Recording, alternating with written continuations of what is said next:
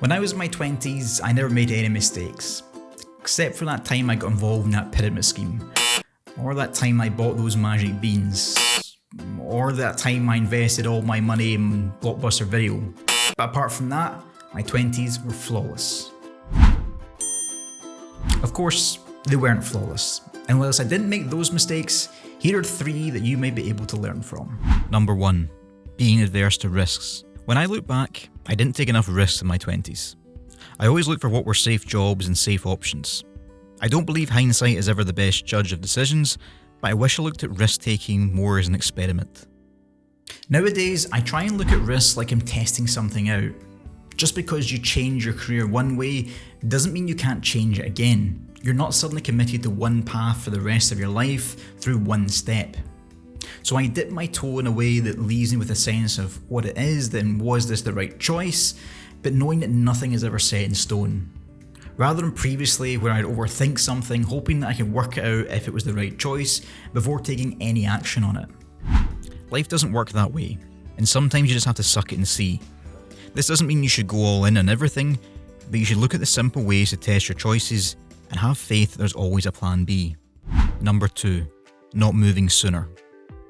I come from a small town in the west coast of Scotland, and whilst I love my hometown, I realise now that I should have been more open to moving sooner than I did. Jobs were scarce enough in 2011 when I left university due to the 2008 crash, but more so when you don't live near or in a big city. Moving right away wasn't an option financially, but even when it did become one, I was reluctant to do so. Moving is a big thing at any time in your life, especially if you move for a job which you could then end up disliking, and you can't just move back in with your parents close by. But pre-COVID, being in a good location was essential for most job opportunities. If I had the option to do things over again, then I would have researched location and jobs further afield sooner than I did. Remote working may be the norm now, but it's still key for many jobs to have at least the odd day in the office. So don't underestimate the power of being in a good location to get a better job. Number 3. Not investing for a home. Luckily, I didn't buy any shares of Blockbuster Video, but I also neglected to save up for buying a home as well. After moving out from my parents, I rented for a number of years like most people do. And whilst rent is at an all-time high, there are of course some advantages to it. You don't have to worry about fixing the property, and you can give your notice and leave at any time.